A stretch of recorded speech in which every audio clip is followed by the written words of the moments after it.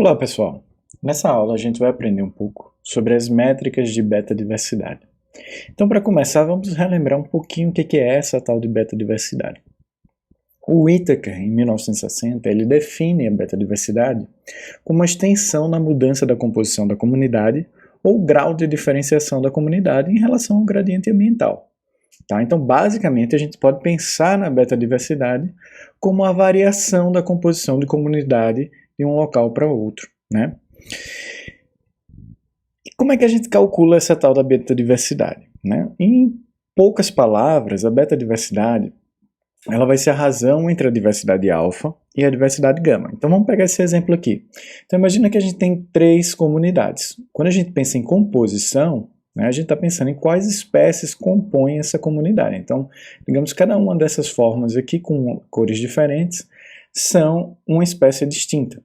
Tá? Então, na minha comunidade 1 eu tenho 5 espécies, na comunidade 2 eu tenho 5 espécies, na comunidade 3 eu tenho 5 espécies. Então, a diversidade alfa de cada uma dessas comunidades individualmente é 5. Se eu tirar a diversidade alfa média, ela vai ser 5. Tá? E a diversidade gama que eu tenho também vai ser 5. Isso porque, ao todo, eu só tenho 5 espécies. Tá? Isso significa que, na prática, todas essas comunidades, elas compartilham todas as espécies entre si. Elas são exatamente iguais em termos de composição. Então, se eu tiro a razão entre a diversidade alfa e a diversidade gama, eu tenho a minha diversidade beta como 1. Tá? O que isso significa? Que, na prática, eu tenho apenas uma unidade de comunidade independente. Certo? Vamos pensar agora ao contrário. E se eu tenho uma diversidade beta máxima, ou seja, à medida que eu passo para outra comunidade, eu mudo completamente as espécies que compõem essa comunidade.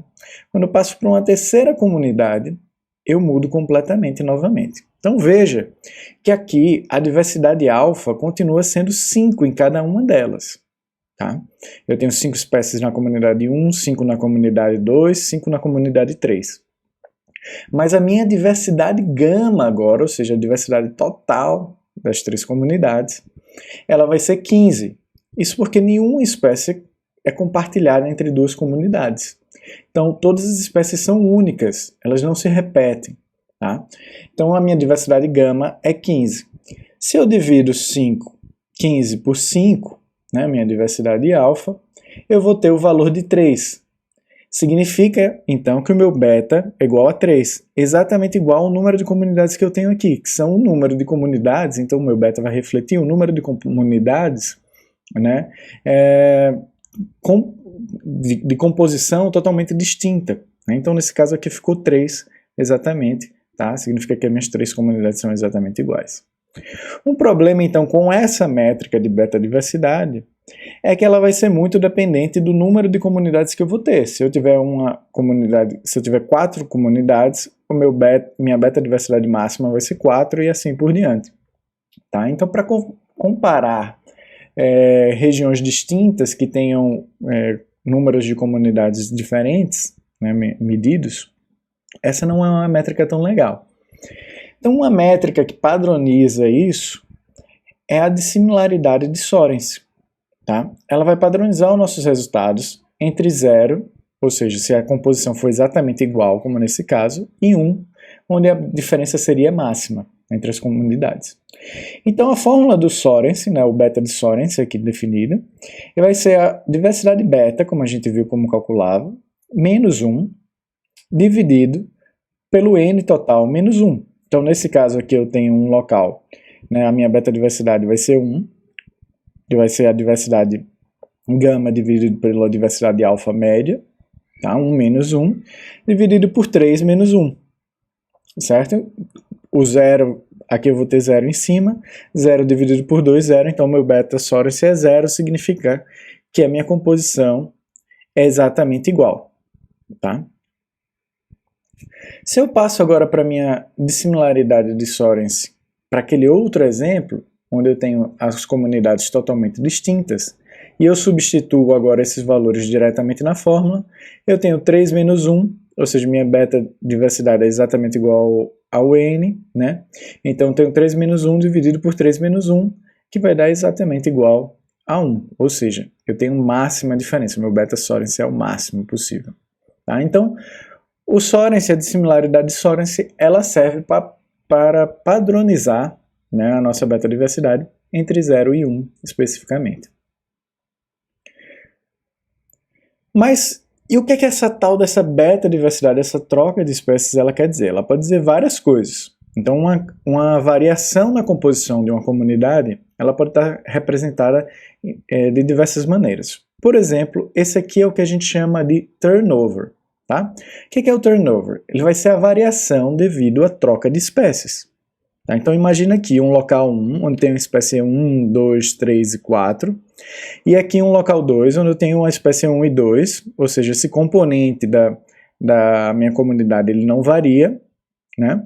Mas a espécie 5 e 6 aparece aqui, enquanto a 3 e 4 desaparecem. Tá? A espécie 3, no local 3, novamente, as espécies 1 e 2 se mantêm, e aparece a espécie 7 e 8, enquanto nenhuma das outras, de 3 a 6, aparecem aqui. Tá? Se eu calculo a beta-diversidade aqui, vai ser igual a 8 dividido por 4, né? Lembrando que cada comunidade aqui vai ter 4 espécies, então o alfa, né, a diversidade alfa média, vai ser 4, e a diversidade total são 8 espécies ao todo, né, que a gente viu. Então, o nosso beta Sorensen é 0,5, né, e principalmente pelo turnover de espécies, né, ou seja, troca de espécies que está acontecendo. Eu posso ter um outro processo de variação na composição, que é o aninhamento. Então, o aninhamento ele vai ser quando a gente tem uma perda de espécies de um local para o outro. Então, você vai ver que no sítio B1, por exemplo, eu tenho 8 espécies, já no sítio B2 eu perco, né, 5 dessas espécies, e no sítio B3 só sobreviveu a espécie 1. Eu tenho aqui um processo de aninhamento. Tá? Veja novamente que a alfa-diversidade média ela vai ser 8, porque olha, eu tenho 3 aqui, 1 aqui e 8 aqui. Né? Se eu somo as 3 áreas e divido por 3, vai dar exatamente 4. A diversidade total, ou a diversidade gama, continua sendo 8, devido eu ter o mesmo beta Sorensen. Veja que os processos de aninhamento e turnover são totalmente distintos. Aqui eu tenho uma troca de espécies, e aqui eu tenho uma perda de espécies, tá? De um lugar para o outro. Eu posso também ter, né, os dois processos misturados, tanto o turnover quanto o aninhamento em uma determinada região. Tá? Então, do sítio C1 para o sítio C2, por exemplo, eu tenho um processo de aninhamento, e mesmo aqui para o C3 eu ainda tenho um aninhamento, já que eu perdi essas espécies, mas ao mesmo tempo eu tenho um componente de turnover, né, que é a adição das espécies 7 e 8 no sítio C3. Tá? E novamente, se a gente faz todos os cálculos aqui, o beta Sorensen vai dar 0,5. Então, nas 3 situações, eu tenho um beta Sorensen igual a 0,5, mas eu tenho processos distintos acontecendo. Tá? Em um é a troca de espécies, outro a perda de espécies e no último os dois. Isso tem implicações na prática porque eles podem estar me dizendo informações distintas. Então aqui, por exemplo, eu estou vendo um impacto ou talvez um processo de dispersão a partir de um determinado ponto. Aqui esse impacto está levando não a uma perda aninhada de espécies, mas uma troca na composição do que está acontecendo ali. Tá? Ou um gradiente determinado que está afetando uma parte das espécies, né, e alterando a composição naquele local. Tá? Então, isso tudo, né, entender se aquela beta-diversidade ou aquela variação na composição ela é devida ao turnover, ela é devido ao aninhamento ou devido a um e a outro, é importante para a gente. Como é que a gente vai fazer isso, então, na prática? Bem, para isso a gente vai precisar da dissimilaridade de Simpson. Tá? Ela mede apenas a variação devido à troca de espécies ou turnover, ou o que a gente chama de turnover. Tá? Então, se essa nossa fórmula aqui ela está medindo, né, entre 0 e 1, apenas essa parte aqui do componente, né, ou seja, apenas quando for spatial turnover, né, se isso aqui for, esse processo de aninhamento, ele não tá considerando ali no Simpson, né, só essa porção aqui ou só essa porção aqui do turnover, eu agora tenho uma medida apenas daquele aspecto, tá? Então, se a gente considera o beta Sorens como, né, a medida de variação da composição, ou seja, a beta diversidade total, né, de turnover mais alinhamento, eu aqui tenho uma medida, uma métrica só voltada para o turnover. Pensando nisso, então, eu posso pensar em calcular o alinhamento simplesmente, né, retirando do Sorens o valor que eu encontrei para o Simpson, tá? E aí eu vou ter aqui o beta nestedness, né, que é o mesmo que beta do alinhamento, tá? Só que em inglês. Vai ser basicamente o Sorens menos o Simpson. Então, nesse aspecto, eu consigo decompor, né, o que está acontecendo com a variação da minha beta diversidade. Tá? Se foi perda de espécies ou se foi troca de espécies. Lembrando aqui novamente, pessoal, a diversidade alfa, que não seria, por exemplo, num plot que eu tenho no local, tudo isso vai depender, claro, da escala que você está trabalhando, então eu posso medir a diversidade alfa em cada um desses quadrados, tá? A diversidade gama seria toda a diversidade que eu medi nessas áreas, tá? Completa de todos os 3 quadrados. A beta diversidade, ela vai ser, né, a minha razão entre a gama diversidade e a alfa diversidade. E eu posso calcular a beta diversidade tanto total, como eu posso calcular entre pares de locais que eu estou interessado. Tá? Então eu posso calcular o tal do par a par, a beta diversidade par a par, ou a beta diversidade total. Então vamos fazer a beta diversidade aqui no R. Tá? O código, vou aumentar aqui para vocês verem direitinho o código. Eu deixei todo esse código para o script disponível para vocês, tá? Tá no link aí na descrição do vídeo. Lembrando, o primeiro passo é instalar os pacotes necessários. Se você ainda não tem, lembra que tem que estar com a internet funcionando bem, tá? Durante essa instalação e ter certeza de que essa instalação não deu nenhum erro. Então instalou todos os pacotes, os 4 aqui que eu estou mostrando para vocês. Só vim aqui carregar um por um, usando a função library, tá? Certo, para esse exercício a gente vai usar esses dados de exemplo, tá? Que vem no pacote beta-part, que é o pacote que a gente vai utilizar para fazer nossas análises. A gente carrega esses dados usando o data serum.s e a gente pode ver como eles são da seguinte maneira. Então vocês vão perceber que cada linha é um local distinto e cada coluna, né, representa uma espécie distinta. Tá? E elas são representadas por valores de 1 ou 0, né, ou seja, presença ou ausência de cada uma dessas espécies naquelas localidades. Vocês podem também carregar os seus próprios dados aqui, né, usando a função read.csv, a read.csv2, entre outras alternativas que vocês vão ter, tá? Eu estou mostrando essas duas porque foi o que eu mostrei nos vídeos passados para vocês, mas vocês podem usar o read.table, read.excel, etc, né? Então, uma vez que a gente tenha nossos dados corretamente, tá? Vale a pena lembrar de alguns aspectos. Notem, tá? Que não existe uma coluna para as localidades. Elas estão como nome das linhas, tá bom? Vamos olhar aqui de novo nossos dados. Elas estão como nomes das linhas, elas não são uma coluna separada. Tá? Assim como as espécies, elas estão como nomes das colunas. Tudo bem? Preste atenção nisso. Tá, então, esse primeiro passo aqui, para a gente calcular a beta-diversidade usando o Sorens, né, ele vai usar só dados de presença ou ausência. Então, 1 ou 0. Caso seus dados sejam de abundância, você pode usar essa linha de código, né? Simplesmente para transformar qualquer número que for maior que 0 em 1 e os que não forem em 0. Tá? Se já tiver em presença e ausência, essa linha de código é desnecessária, mas de qualquer forma eu vou deixar aqui, porque muitos de vocês vão ter os dados já organizados como abundância.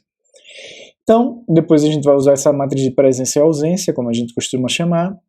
Aqui nessa função beta-mult, ele vai calcular a beta-diversidade total e ele vai dar para a gente tanto o componente de beta-diversidade do Simpson, né, ou seja, da parte de turnover, quanto da parte aninhada, tá, quanto do Sorens.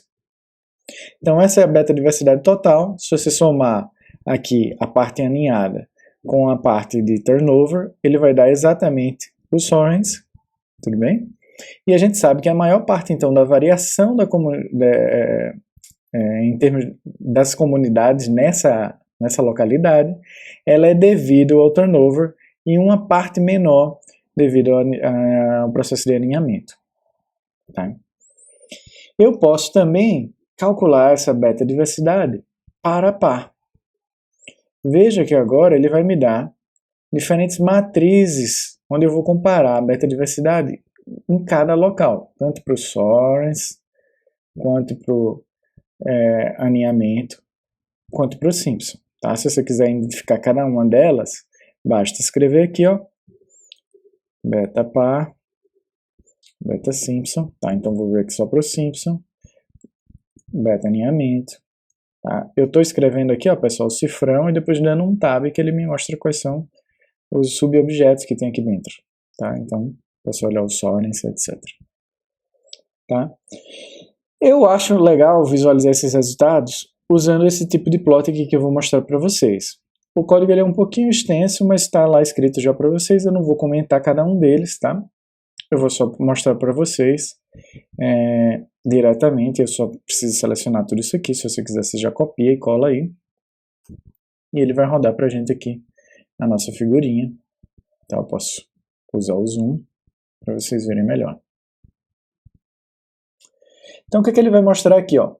Ele vai ter cada local numa linha, cada local numa coluna desses meus gráficos, e eu vou ter uma só para biodiversidade beta, a diversidade beta total, ou seja, o Sorens, um para o turnover, ou o Simpson, né? E um para o beta aninhamento. Tá? Então ele vai mostrar entre o par AL e o próprio par AL, né? Não tem diferença nenhuma, então a diversidade beta, ela é zero, é nula. Né? Então aqui na diagonal você sempre vai ver a diagonal zero, né, para cada um dos meus plots, tá? Dos meus gráficos aqui. Quando for mais vermelho, né, essa relação indica que de um local para o outro houve uma grande troca de espécies, né, devido à perda ou simplesmente a troca da composição, né, como a gente já viu. Então, por exemplo, entre aqui o local MK e o PT, é onde eu tenho a maior beta-diversidade. Eu posso ver aqui no de turnover que a maior parte dessa variação é devido ao turnover e muito pouco devido a aninhamento, tá bom? Então eu posso ver também os locais onde tem maior aninhamento, né? Ou seja, por exemplo, aqui entre o PT e o ES, é onde eu tenho um dos maiores aninhamentos, eu posso ver isso e examinar par a par, dependendo às vezes da hipótese que você tem ou do que está acontecendo, ele pode te dar uma resposta mais rápida, tá? Então, essa ideia, né, ela está voltada mais a visualizar as indicações par a par. Então, como a gente viu na diversidade beta total, a maior parte do componente do Sorens é devido a turnover e muito pouco aninhamento, e a gente pode examinar onde exatamente isso está acontecendo. Certo? É importante, de novo, pessoal, a gente olhar a beta-diversidade, não só a alfa-diversidade, porque a gente pode estar ocorrendo impactos que podem estar homogeneizando, né, as comunidades de uma determinada região. Ou, ao contrário, podem estar levando a uma heterogeneização. Além disso, é importante que a gente saiba se isso aí é um turnover ou um aninhamento. Por exemplo, né, se a gente está pensando em utilizar a beta-diversidade para escolher áreas de conservação, eu quero aumentar o meu turnover, né? Eu quero aumentar a troca de espécies, para que eu tenha o máximo de espécies sendo conservada possível, né? Se eu aumento meu aninhamento, na verdade eu estou aumentando um componente da beta-diversidade que eu não tenho interesse para conservação, já que o aninhamento está só mostrando uma troca de composição devido a uma perda de espécies. Eu não estou interessado nisso, eu estou interessado em aumentar o meu turnover quando eu estou criando novas unidades de conservação, ou seja, que essa nova unidade de conservação ela ganhe muito em novas espécies, que aconteça uma troca muito grande, né? Então, vale a pena a gente começar a pensar sobre isso, tá aí umas métricas bem simples para a gente poder medir e analisar no trabalho que a gente vai fazendo.